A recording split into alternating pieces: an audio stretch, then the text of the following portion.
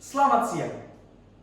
Sebelumnya, pada kesempatan kali ini, saya akan memaparkan pernyataan pendukung yang dimana akan mendukung seluruh poin-poin yang telah dipaparkan oleh pembuka dari partai pemerintah. Dan seluruh poin-poin yang akan saya paparkan akan dibagi menjadi 3 aspek. Aspek yang pertama, aspek pengembangan diri. Kita ketahui bahwa setiap orang-orang yang telah melewati proses spesialisasi, mereka rata-rata dan pada umumnya akan melalui dan melewati masa pendidikan yang lebih panjang, masa pendidikan yang lebih lama, waktu untuk mengulas atau waktu untuk mengulik pengetahuan yang lebih jauh lagi.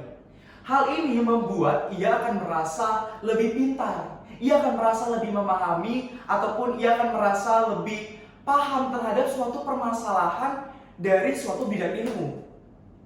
Hal ini akan menyebabkan munculnya suatu asumsi, suatu perspektif atau pemikiran bahwa kita, maksudnya di sini kita adalah seorang spesialisasi, itu tidak perlu lagi melakukan yang namanya proses belajar. Tidak perlu lagi melalui yang namanya proses mengulik, proses mengulas suatu informasi atau mencari wawasan-wawasan ataupun pengetahuan tambahan. Hal ini akan berlanjut pada yang namanya aspek peningkatan resiko kerja. Ya, aspek peningkatan resiko kerja merupakan aspek kedua yang akan saya paparkan. Di mana dengan kecenderungan orang yang tadi merasa lebih mampu, lebih hebat, bahkan lebih memahami suatu permasalahan, merasa ia dapat menyelesaikan masalah ini, dan seolah-olah dia akan lebih baik dalam menyelesaikan masalah tersebut. Padahal sebenarnya belum tentu seorang spesialis memahami suatu permasalahan lebih lanjut, karena terkadang seseorang akan mengabaikan suatu unsur-unsur, suatu faktor-faktor maupun suatu hal yang sifatnya mikro atau kecil. Padahal sebenarnya dibandingkan hubungan-hubungan atau hal-hal yang berukuran makro, hal mikro ini juga merupakan satu faktor penyongsong yang penting dan juga berpengaruh satu sama lain. Kita contohkan pada kasus malpraktik yang telah terjadi di Aceh Utara pada tanggal 19 Mei 2022. Kasus malpraktik ini menimpa seorang balita bernama Rian Alfandra berusia 4 tahun, yang dimana ia menjadi korban dari dokter spesialis Rumah Sakit Umum Kasih Ibu Aceh. Dan bahkan saat ini sang dokter seolah-olah lepas tangan, seolah-olah tidak peduli dan tidak memberikan penanganan lanjutan dari kasus yang telah dialami oleh pasien yang menjadi korban malpraktiknya. Padahal kita ketahui bahwa Rumah Sakit Kasih Ibu bukan merupakan rumah sakit kecil, namun merupakan rumah sakit yang sudah memiliki nama. Namun kasus malpraktik ini tetap dapat terjadi pada seorang dokter spesialis yang kita ibaratkan, yang kita anggap telah memiliki segudang ilmu yang lebih baik dibanding dokter-dokter yang belum mencapai level spesialis. Dan ini akan berlanjut kepada stratifikasi sosial pada masyarakat.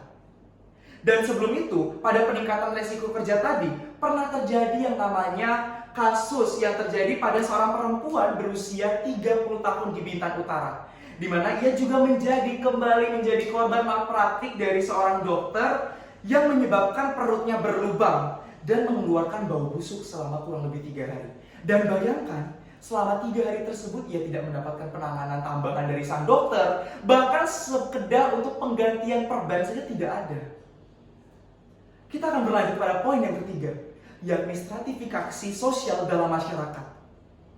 Di mana saat seseorang telah mencapai yang namanya tadi spesialisasi kerja tadi atau spesialisasi karir, ia akan merasa karena telah melewatkan begitu panjang perjalanan, ia merasa ia akan mendapatkan suatu posisi di level tertentu. Hal ini menyebabkan ia merasa akan lebih tinggi, akan merasa seolah-olah ia berada di piramida paling atas. Padahal tingkatan tersebut ia ciptakan sendiri. Yang menyebabkan adanya mungkin saja karena dari piramida stratifikasi tadi menyebabkan adanya konflik-konflik baru yang mungkin dapat muncul akibat dari stratifikasi sosial yang seolah-olah dibuat-buat sendiri oleh sang spesialis. Kita dapat mengetahui bahwasannya mosi ini sangatlah pantas untuk kita dukung dan sangat setuju. Mengapa demikian? Karena apabila kita melihat dari aspek-aspek tadi, yang pertama ada aspek pengembangan diri, aspek peningkatan resiko kerja, dan aspek stratifikasi sosial dalam masyarakat, hal ini merupakan hal yang harus kita tindak lanjuti dengan tegas. Apalagi kita ketahui bahwasannya dalam mencapai tingkat spesialisasi karir, setiap manusia atau setiap individu diciptakan dengan kemampuan yang berbeda-beda satu sama lain. Selain itu, seolah-olah mereka dipaksa untuk berkompetisi antar satu yang lain dengan individu yang lainnya untuk mencapai level spesialisasi. Padahal belum tentu seorang spesialisasi bisa disandingkan lebih baik lagi daripada seseorang yang mencapai suatu bidang ilmu dengan cara umum atau dengan cara general kita kenal pada zaman sekarang. Oleh karena itu, sekali lagi, bukan kami tidak setuju dengan adanya spesialisasi karir ataupun karir spesialis, melainkan menyesali adanya glorifikasi dari karir spesialis tersebut. Mengapa demikian?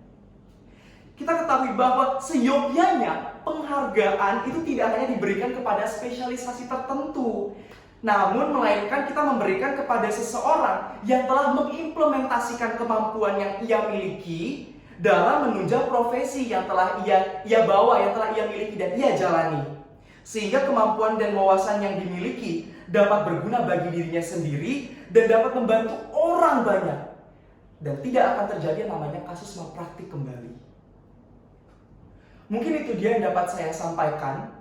Demikian pernyataan penutup dari saya mewakili dari partai pemerintah. Saya mohon maaf apabila ada kesalahan dalam kata. Saya, Richard Alexander dari Institut Pariwisata Bisnis Internasional mengucapkan terima kasih.